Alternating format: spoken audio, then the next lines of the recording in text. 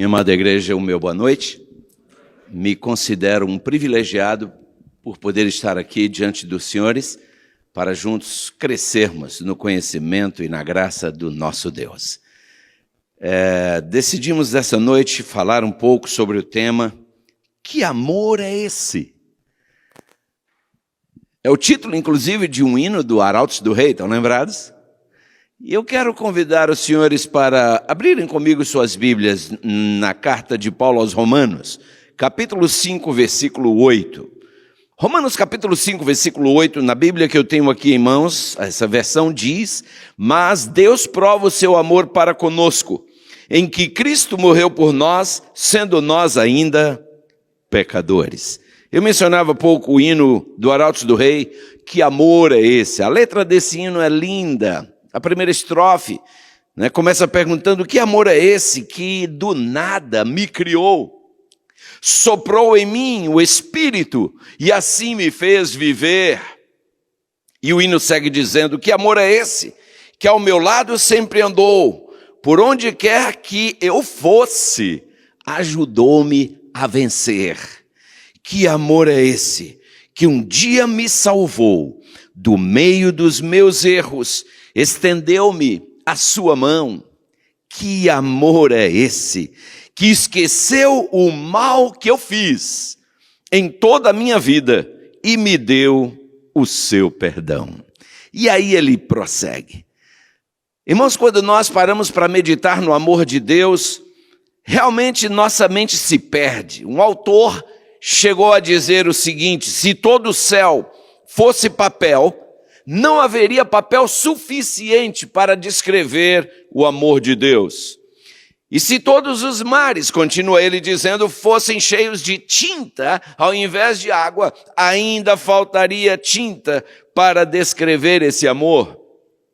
E se toda a humanidade fosse composta de escritores, ainda faltaria tempo para descrever o amor de Deus, porque esse amor é infinito, imensurável, indescritível. Irmãos, é impossível a gente tentar imaginar a imensidão do amor de Deus. E quando nós falamos sobre o amor de Deus, há pelo menos 3 aspectos desse amor a serem ponderados, ou seja, a gente ponderar sobre eles. Eu diria, o primeiro desses aspectos seria o amor de Deus em si mesmo, o amor de Deus intrínseco. É impossível ao ser humano avaliar o amor de Deus em si mesmo. Quem pode sondar esse amor? O salmista chega a perguntar, não é verdade? O segundo aspecto seria o amor que Deus tem para conosco. Novamente aí nós temos uma faceta do amor de Deus que nos é impossível sequer pintar na tela da nossa imaginação. Agora tem um terceiro aspecto, e é sobre esse que eu quero falar, que pode ser medido. E este é o amor que eu tenho, que você tem, que nós temos para com Ele. Esse aí nós podemos medir. Esse aí nós podemos avaliar. E é exatamente sobre isso que nós falaremos nos minutos a seguir. Um amor que é a resposta do que Ele tem feito, do que Ele faz e do que Ele sempre fará por nós. Esse aspecto do amor de Deus pode ser medido, precisa ser medido numa base diária. E a pergunta que eu já faria inicialmente é: como está o nível do seu amor, do meu amor para com Deus? Que profundidade tem esse amor? Sabe, quando a gente lê o capítulo 27 do livro de Atos, tem um incidente aí que me prende a atenção. Esse capítulo, Atos é um dos meus livros prediletos na Bíblia, e quando a gente chega no capítulo 27 desse livro, a gente encontra aqui um dos mais significativos, extraordinários registros contidos aqui do livro de Atos. Irmãos, muita gente sonha em um dia fazer aquela viagem, a viagem inesquecível de sua vida. Eu digo aos senhores, Paulo fez essa viagem. Se algum dia alguém pudesse dar um prêmio para outro alguém, um prêmio que fosse pela viagem mais extraordinária da sua vida, seguramente Paulo levaria esse prêmio. E essa viagem de Paulo está registrada exatamente aqui nesse capítulo. Durante muito tempo, o indomável pregador do evangelho, o apóstolo dos gentios, o apóstolo Paulo, ele durante muito tempo abrigara no coração o desejo de um dia ir a Roma, pregar o evangelho lá na capital do mais poderoso império daquele então. E ainda quando ele estava em Éfeso, se você ler Atos 19, versículo 21, você vê Paulo expressando esse desejo, e já que nós estamos tão pertinho aí do capítulo, não nos custaria nada checar. Atos capítulo 19, versículo 21, Paulo diz aqui, o texto diz aqui, e cumpridas essas coisas, Paulo propôs em espírito ir a Jerusalém, passando pela Macedônia e pela Caia, dizendo, depois que houver estado ali, importa-me ver também Roma. Havia nele, no seu coração, um desejo muito grande de ir a Roma. Agora, o que certamente Paulo jamais imaginara era a maneira como ele iria a Roma. Sabe, eu imagino que Paulo muitas vezes orou a Deus, pedindo a Deus que o guiasse, que oferecesse a ele a oportunidade de ir a Roma. E Deus deu a ele a oportunidade, de uma maneira seguramente bem diferente daquela que talvez ele esperava, ou daquela que ele esperasse. Portanto, quando você orar a Deus pedindo algo, esteja preparado, porque pode ser que Deus responda de uma forma um pouco diferente daquela que você estaria esperando, ou que eu estaria esperando.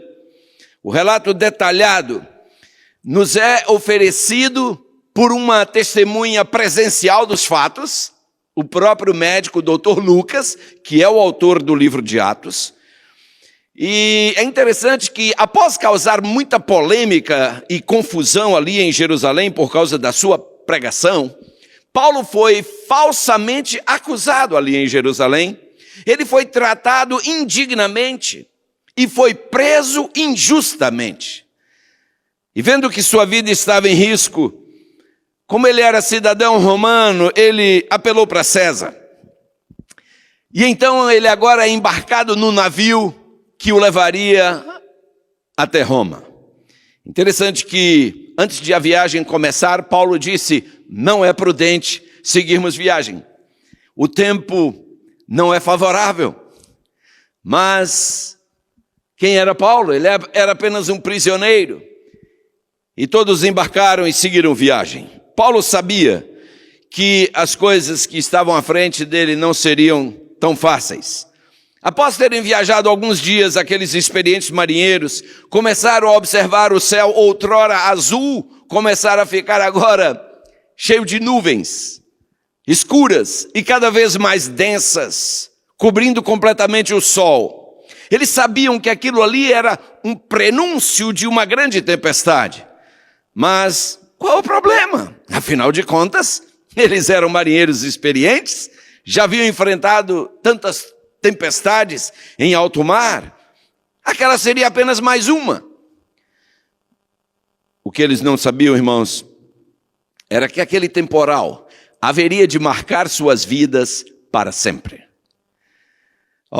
Foi mais ou menos como aconteceu num outro contexto, num outro temporal. Estou falando de Jonas. Estão lembrados? As vidas daqueles marinheiros que estavam no navio, no qual Jonas embarcou, também tiveram suas histórias mudadas para sempre. A grande diferença, queridos, é que Jonas havia embarcado no navio para fugir da sua missão. Paulo embarcara nesse navio para cumprir sua missão. Essa era a grande diferença entre os dois. O vento então começa a soprar cada vez com maior intensidade. Ondas imensas se erguem, deixando atrás de si aqueles vagalhões enormes. E aquela embarcação mais se assemelhava a uma casca de uma noz, perdida no meio daquele imenso oceano. E de repente, relâmpagos começam a riscar os céus de um extremo a outro. Trovões começam a ribombar, fazendo tremer cada peça daquele navio. Grossas gotas de chuva começam a cair, intensificando rapidamente em velocidade e em intensidade. Aqueles homens do mar agora começam a sentir medo. Mas eles também eram homens que se recusavam a se deixar paralisar pelo medo. Eram homens de ação, homens enérgicos. E eles começaram a trabalhar duro para tentar dissolver aquela situação. Atos capítulo 27, versículo 18 nos diz que para salvar suas vidas, aqueles homens começaram a aliviar o navio. Não é isso que diz aí? Capítulo 27 de Atos, versículo 18, na versão que eu tenho aqui em mãos, pelo menos diz assim: andando nós, agitados por uma veemente tempestade, no dia seguinte, aliviaram o navio. O que significa isso, queridos? Havia muita coisa supérflua no navio. Havia muita coisa que poderia ser tirada do navio. E eles começaram a jogar no mar para aliviar o peso do navio. Irmãos amados, nós muitas vezes carregamos em nossa vida muita coisa supérflua. Há muita coisa supérflua em nossas vidas que está comprometendo nossa salvação.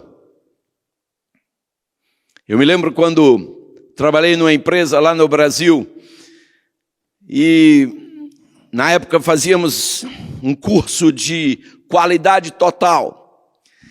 E como parte daquele curso havia um momento em que nós fazíamos o que era chamado na época de descarte. O que era o descarte? Era você entrar numa loja e começar a tirar dali tudo que não precisava estar ali. As mulheres geralmente gostam muito de andar de bolsas, não é assim? E é interessante, bolsa de mulher é um negócio fantástico. Se você abrir a bolsa de qualquer mulher, você vai encontrar até prego. Às vezes até enferrujado já. Você encontra de tudo numa bolsa de mulher. Coisa que ela diz, não, uma hora eu posso precisar, deixa aí. E ela tira, às vezes, querendo aliviar a bolsa, depois ela põe de volta, vai que eu preciso, não é isso? E carrega muito peso, sem necessidade, coisa que ela usa, ela carrega 3 anos já e nunca usou, mas carrega. Mas as mulheres não são as únicas. Eu tenho mania de guardar tudo também. E de vez em quando eu digo, não, isso aqui eu posso precisar, e às vezes até preciso mesmo. Mas sabe, irmãos, na vida espiritual nós não podemos nos dar ao luxo de carregar coisas desnecessárias, entulhos. E nossas vidas estão cheias de entulhos. Em nossos lares, há muita coisa que precisa ser jogado no mar. Tem vídeos lá dentro de nossos lares que nunca deveriam ter entrado. Tem videogames que nossos filhos nunca deveriam ter recebido de presente. Tem muita coisa, você sabe. Irmãos, eu convido os senhores a fazerem uma reflexão. O que é que está na minha bagagem que precisa ser lançado fora? Que está me impedindo, comprometendo a minha salvação? Vejam que coisa interessante. Quando a vida está em perigo, logo, logo se busca no navio aquilo que não é prioridade, não é prioritário, e começa-se a jogar fora tudo que é supérfluo. Agora, interessante é no verso 19, se você ler comigo, Atos 27, 19 diz: ao terceiro dia, nós mesmos, com as próprias mãos, lançamos no mar o quê? A armação do navio. Notem, para salvar suas vidas, primeiro aqueles homens lançaram no mar tudo que havia de supérfluo, tudo que não era necessário, que estava no navio, apenas peso morto, como às vezes a gente chama. Acontece que o temporal continuava intenso, suas vidas continuavam em grande risco, e eles agora começam a lançar no mar o que, irmãos? A armação do navio. Isso quer dizer que eles começaram a remover móveis que julgava-se ser importante no navio, jogavam fora. Quem sabe pedaços de mastro. Eu não sei o que essa armação aí incluía, mas eu tenho certeza de uma coisa. Já não era mais algo supérfluo. Era algo que era parte da estrutura do navio. Mas que o navio não afundaria sem aquilo, então joga isso fora. Por quê? Porque suas vidas estavam em risco. Sabe, irmãos, em geral é assim. Quando a situação fica feia, a gente começa a jogar fora até o que parecia importante. Mas a minha pergunta é, precisamos nós esperar chegar a esse ponto para tomarmos alguma decisão de fazer um descarte em nossas vidas, fazer uma faxina em nossas vidas, fazer uma limpeza em nossas vidas? Oh, meus queridos, aqueles homens tomam uma decisão mais radical do que a anterior. E agora eles começam, em nome da salvação, jogar fora partes do próprio navio. Mas a situação ainda não melhorou. Aí chegamos a Atos 27, versículo 38. E eu quero convidá-lo a ler comigo. Atos 27, 38, na versão que eu tenho aqui em mãos, diz assim: refeitos com a comida, aliviaram o navio, lançando o que agora no mar? Oh, boy. O trigo? O que era o trigo? Era seu alimento, era comida. Eles se saciaram, eles comeram, se satisfizeram, agora vamos jogar fora a comida. Olha, irmãos, a progressão. Antes, jogaram fora tudo que era supérfluo, tudo que era desnecessário, peso morto. Depois começaram a jogar fora partes do próprio navio, da armação do navio, aquelas partes que não eram essenciais, talvez, para que esse navio seguisse flutuando. Porém, a situação continuava complicada. E agora, eles lançam fora seu próprio alimento. Irmãos, na vida de um ser humano existem necessidades primárias e necessidades secundárias. Um carro é necessidade primária ou é secundária? Deixa eu te ajudar se você tiver com dificuldades. Alguém morre se perder o carro? Até onde eu saiba, não. Então, por mais importante que seja um carro, ele é secundário. Agora, alimento, água, isso é secundário ou é primário? Isso é primário. É primário. Aqueles homens começaram livrando-se do que era secundário e agora chegam a livrar-se daquilo que era primário, o seu próprio alimento. Mas, irmãos, a sabedoria daqueles homens não para aí, porque a situação também não melhora. E se você ler comigo os versículos 27 e 28, para mim, aqui nós chegamos ao ponto máximo da sabedoria daqueles homens. Atos capítulo 27, versículos 27 e também o versículo 28. Na Bíblia que eu tenho aqui em mãos, eu leio assim. Atos 27, versículos 27 e 28. Quando chegou a 14ª noite, sendo impelidos de uma e outra banda no mar Adriático, lá pela meia-noite, suspeitaram os marinheiros que estavam próximos de alguma terra, e lançando o prumo, acharam 20 braças. Passando um pouco mais adiante, tornando a lançar o prumo, acharam 15 braças. E diz o versículo 29, que temendo ir dar em alguns rochedos, lançaram da polpa 4 âncoras, desejando que viesse o dia. Irmãos, que noites terríveis, mas que sabedoria.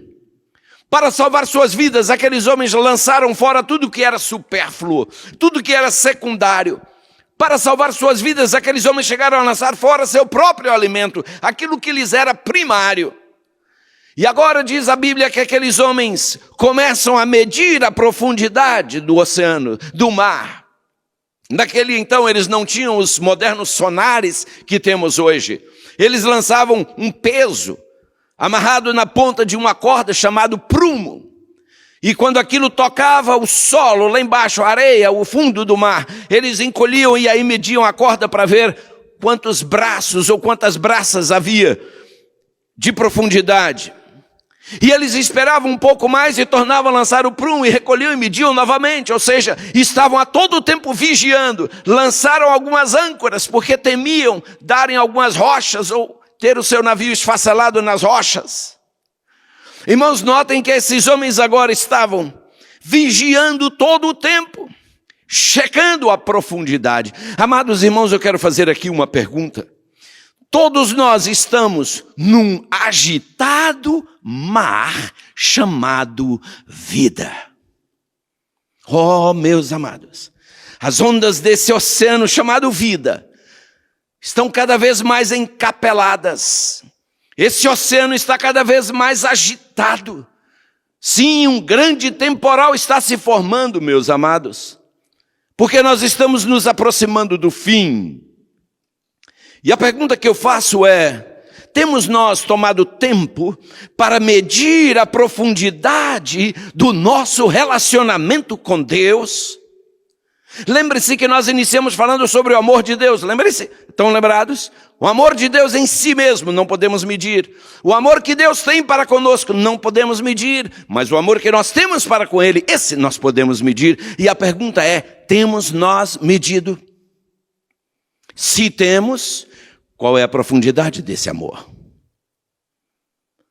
Amados, eu tenho visto pessoas por qualquer coisinha abandonarem a igreja. Não me cumprimentaram. Alguém falou isso e me ofendeu. Eu fiquei magoado. Calma, irmãos, vamos amadurecer. Vamos amadurecer. Religião é como casamento, é para gente adulto, é para gente maduro, não é para criança. Eu tenho, muitas vezes, irmãos, em várias circunstâncias, eu já me recusei a batizar alguém porque eu pensei: você ainda não está preparado. Prepare-se, vamos preparar melhor. Não adianta a gente dar um banho em alguém para amanhã esse alguém estar criando problemas. Mas a pergunta é: quanto a nós, amados? Talvez porque já tenhamos muitos anos de igreja, pensemos que está tudo bem conosco. Talvez porque você é pastor, você é ancião, você é pregador na igreja, um líder, você já pensa que está tudo bem com você. Irmãos, é um risco muito grande. Eu não sei se você já viu a pessoa que vende sorvete tomando sorvete. Dificilmente você verá. Dificilmente. Lá no Brasil tem um negócio chamado algodão doce, né? Nós temos aqui. Eu nunca vi a pessoa que está trabalhando com aquilo comendo aquilo. Você dificilmente vai encontrar alguém que trabalha na fábrica de chocolates comendo chocolate. Dificilmente. Por isso, irmãos, muitos pregadores têm caído nas armadilhas de Satanás. Sabe por quê? Porque o pastor passa o dia praticamente com a Bíblia na mão. Minha mulher é testemunha disso. O pastor passa o dia com a Bíblia na mão, preparando sermões, estudando, respondendo a perguntas. Enfim, passa o dia com a Bíblia na mão. E ele é tentado a pensar que está bem espiritualmente. Passei o dia com a Bíblia na mão. Eu já vi na highway um caminhão-tanque levando combustível para o posto de gasolina, parado na beira da highway sem combustível. O tanque para abastecer o poço está cheio, mas ele esqueceu de abastecer o dele. Então é possível, às vezes, que nós, líderes espirituais, tenhamos o tanque para abastecer os outros cheio, mas o nosso vazio. E por isso, às vezes, você vê escândalos. Pastor que comete adultério, pastor que cai nisso, cai naquilo. E não só pastor, líderes em geral. Porque há o risco de nós acharmos que estamos bem quando não estamos. É necessário, queridos, todos nós, pararmos e analisarmos como está a minha condição espiritual. E isso é uma coisa diária, sabe por quê? O crédito de um dia não conta para o próximo. Nós vamos ter no dia 1º de junho, né, Fatinha, uma vigília aqui nessa igreja, amém, irmãos? Vai ser uma bênção. Essa menina sabe trabalhar na programação de uma vigília. E você pode passar o sábado na igreja, terminar com a noite de vigília, domingo de manhã, quando você acordar, o tanque está vazio. Tem que começar de novo. Não acumula. Você entende? Há uma necessidade de nós vigiarmos, queridos. Temos nós tomado tempo, irmãos, para checar como está nossa comunhão diária com Deus. Sabe, eu tenho certeza que Deus trouxe você aqui nessa noite. Deus trouxe você até as redes sociais. Nesse momento, Deus te fez ligar aí no YouTube para que você verifique essa questão. Pense nessa questão juntamente conosco aqui. Deus quer que nós façamos uma pausa para uma reflexão, queridos. Está lembrado de suas orações no passado, que eram muito mais fervorosas, mais frequentes e mais ardentes? Está lembrado? Lembra que os cultos de quarta-feira eram mais frequentados? Oh, meus amados, na medida em que a facilidade tem chegado, as pessoas têm se afastado de Deus.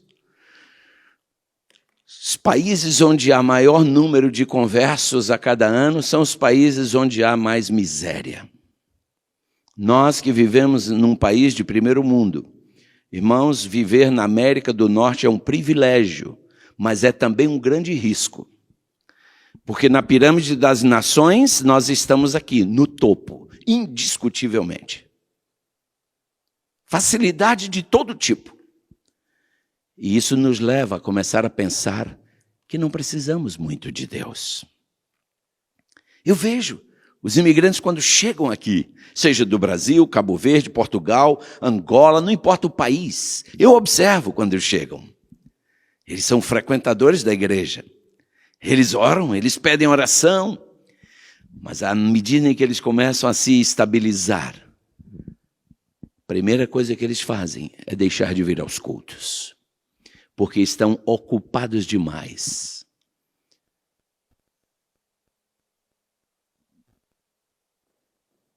Você lembra de quando você, em casa, tinha mais tempo para ler a Bíblia? Antes do celular? Antes das redes sociais? Lembra? Irmãos, eu tenho um livro na minha estante chamado Margin. Eu já mencionei aqui antes esse livro, eu vou pedir licença para repetir pela aplicabilidade do momento. Irmãos, no passado, nós tínhamos mais dificuldades para resolver coisas simples. Tipo, quando você morava lá no Fogo, ou lá na Brava, né? Ou na praia, onde quer que você morava lá em Cabo Verde, o Portugal, Brasil, quando você no passado tinha que resolver algo, num órgão do governo ou num banco, você tinha que sair de casa, caminhar longas distâncias, e quando chegava lá, pegar uma fila quilométrica e ficar esperando até que um funcionário público te atendesse. E muitas vezes, depois que você esperava horas na fila, chegava, a pessoa dizia, não é aqui nesse guichê, é no próximo. E você olhava, a fila lá estava 2 vezes maior do que a que você tinha pego. E você agora ia de novo lá para o fundo da fila. Passava o dia inteiro para resolver uma coisinha de nada ou para pagar uma conta. Hoje, você não tem que ir a pé mais, você vai de carro. Mas melhor ainda, você nem tem que ir. Você resolve tudo do seu celular. Tudo, no apertar de dedos. A gente hoje faz assinatura eletrônica. A minha pergunta é, naquele tempo, você tinha tempo para ler a Bíblia? Naquele tempo, você tinha tempo para orar? Naquele tempo, você não perdia culto na igreja. Hoje, você economiza aquele tempo da caminhada, você economiza aquele tempo da fila, você economiza todo aquele tempo. E a minha pergunta é, onde é que estão esses minutos, essas horas? Era para estar sobrando? Era para você estar com horas sobrando. Minha pergunta é, você está? Porque a maior queixa que você ouve hoje é de que eu não tenho tempo. Eu já mencionei aqui uma vez, né, um autor que diz, peça a um preguiçoso para fazer alguma coisa que ele vai te dizer que nunca tem tempo. Um desocupado, nunca tem tempo. Por isso disse um outro pensador que a falta de tempo é a desculpa de quem perde tempo por falta de método. Mas a verdade é essa, nós hoje vivemos sem tempo, porque nosso tempo está sendo roubado, irmãos, por 1000 coisas. No passado você tinha tempo para cantar no coral, hoje não tem mais. Não, eu não tenho tempo para ensaiar. Olha, a gente poderia falar tanta coisa, você tinha tempo para trabalhar na igreja. Hoje, não, eu posso ajudar de vez em quando, mas não põe meu nome não, porque eu não... Sabe, pode contar comigo. Esse tipo de pessoa, quando fala assim, irmãos, eu nunca peço para fazer nada. Isso é mais ou menos como um indivíduo chega e diz, propõe à mulher, vamos morar junto? Casar não, tá? Mas morar junto a gente mora. Entende? Ou seja, responsabilidade eu não quero. A hora que quiser a gente faz. Não é assim que funciona. Amados, no passado a gente vinha aos cultos e trazia visitas, nossos cultos de evangelismo. Quando tinha semana de oração, a gente trazia amigos, trazia parentes. Irmãos, escutem, hoje nós temos que lembrar as pessoas de que tem culto na igreja. Hoje você tem que quase implorar com as pessoas para que elas venham à igreja. Eu tenho o hábito de ligar, irmãos, para as pessoas sábado quando não as vejo na igreja. E na maioria das vezes, quando eu pergunto, por que não foi? É porque eu acho que eu vou ficar gripado. Eu acho que vou ficar gripado, já não vou à igreja. Eu acho que eu estou doente. Acha. Amados, para o trabalho nunca a gente falta tempo. A gente lá não falha, não é? Para os estudos não dá também. Tem que estudar, tem que tirar boa nota, então a gente sempre tem tempo. A verdade, irmãos, é que com o corre-corre de nossas vidas, com as tempestades dentro das quais nós vivemos, o inimigo tem nos arrastado perigosamente para os rochedos da destruição. E nós não estamos ancorando nosso barco, queridos, na rocha que é Cristo. Nós não estamos medindo a profundidade para avaliar quão próximo estou de ser lançado contra essas rochas. Nós estamos descuidados. Jesus um dia contou a parábola do semeador. Você seguramente conhece, lá em Mateus 13, versículo 5. Especialmente ele menciona a semente que caiu em cima da rocha. E é interessante que a semente que cai em cima do rochedo, diz ele, ela logo cresce, fica bonita, porque não tem raízes profundas. Em cima da rocha geralmente tem uma camada de terra não muito profunda, a semente cai ali e logo floresce, logo cresce. Mas o texto bíblico diz que quando vem o sol, o que acontece com ela? Ela murcha, ela morre. Por quê? Não tem raízes profundas. Amados, às vezes a gente fica procurando 1000 desculpas para justificar nosso afastamento de Deus, nosso afastamento da igreja. Mas tudo começou com aquele dia em que nós negligenciamos ler a Bíblia. Tudo começou quando nós negligenciamos dobrar nossos joelhos, quando nossos joelhos pararam de dobrar. Tudo começou quando nós começamos a escolher pregadores na igreja para irmos à igreja. Tudo começou quando inventaram o negócio do culto via online. Agora eu posso ficar aqui em casa mesmo e assistir de casa. Meus amados. E aí esquecemos do que a Bíblia fala sobre a importância de vir ao santuário. Um dia aqui, Salmos 84:10 nos lembra, vale mais do que 1000 em qualquer outro lugar. Hebreus 10:25 nos diz, não deixando de congregar-nos, como é costume de alguns. Antes, tanto mais quando vedes que se aproxima aquele dia. Amados, não escolhamos pregadores porque o poder não está no mensageiro, o poder está na mensagem. Eu tenho ouvido poderosos sermões de gente simples, porque ele não confia em si mesmo, confia em Deus, se apega a Deus. E quando fala, nos alimenta. Sabem, amados, o nosso problema é que nossa raiz anda muito na superfície. E não é incomum a gente encontrar pessoas que dizem: eu sei que eu não estou na minha melhor relação com Deus, mas eu estou dando apenas um tempo, qualquer hora dessa eu volto. Isso não existe, irmãos. Eu uma vez conversava com um jovem cuja esposa parou de vir à igreja. E ele vinha à igreja e eu disse: parabéns. Já havíamos visitado a esposa, conversado com a esposa, mas ela apresentava seus motivos. Porém, ele estava vindo. Eu disse: parabéns a você. Parabéns, salvação individual.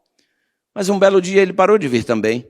E eu fui à sua casa e disse: o que é que está acontecendo?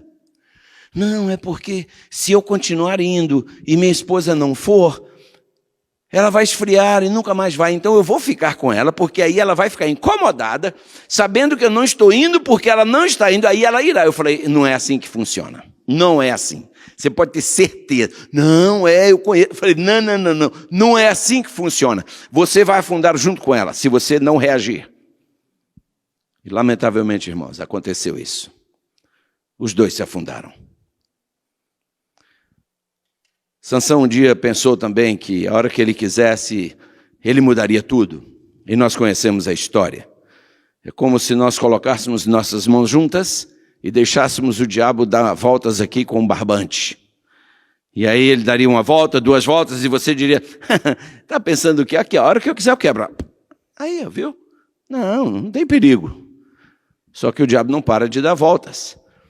E depois, que é isso? Não pense você que ele me dominou na hora que eu quiser. Tá vendo? Eu quebro. Só que ele vai dando voltas, e chega um momento que você não consegue mais quebrar. Então, não deixe ele dar a primeira volta. Como é que está a profundidade da sua relação com Deus, meu irmão? É a pergunta que eu te faço nessa noite. Você ainda faz culto em casa? Você que é pai, você que é mãe, você é esposa, vocês ainda adoram a Deus juntos? Vocês têm tempo para Deus? Seus filhos têm sido criados na admoestação do Senhor? Que tipo de música é tocada na sua casa, no seu carro? Hoje eu recebi uma ligação de um pastor da nossa conferência, que propôs fazer uma atividade aqui na igreja. E eu disse: a gente pode conversar. Mas aí ele me disse: só um detalhe, a gente levaria a bateria. Eu digo: não, já está fora, já está cortado, não vem não. Aqui não entra não. Aqui não entra. Irmãos, nós não podemos trazer pitadas do mundo aqui para dentro para tentar agradar alguém que está mais com o coração lá do que cá. Não, aqui não. O problema é esse, quando a gente deixa o diabo dar um pequeno passo. É tudo que ele quer, para dar o segundo, o terceiro e aí afundar. Que tipo de música? Que tipo de ritmo você gosta? Você adota? Você usa em sua casa? Quanto tempo você tem dedicado à oração no seu lar? Seus filhos têm te flagrado de joelhos em algum momento? Quanto tempo você passa nas redes sociais? Quanto tempo você passa com sua Bíblia na mão? Quantos heróis da Bíblia seu filho conhece? Quantos heróis da Disney ele conhece? Quantos heróis da TV? Irmãos queridos, Jesus está às portas. E Ele está vindo para buscar uma igreja pura, sem mácula, sem ruga. Ele está vindo para buscar um povo santo. Não é um povo quase, é um povo santo. Pergunto eu, somos nós esse povo? Irmão, somente um povo santo pode pregar uma mensagem de santificação. Só um povo puro pode pregar uma mensagem pura. Só um povo verdadeiro pode pregar uma mensagem verdadeira. Só um povo honesto pode pregar uma mensagem de honestidade. Jesus tem nos dado a oportunidade de nos prepararmos. O que temos nós feito com essa oportunidade?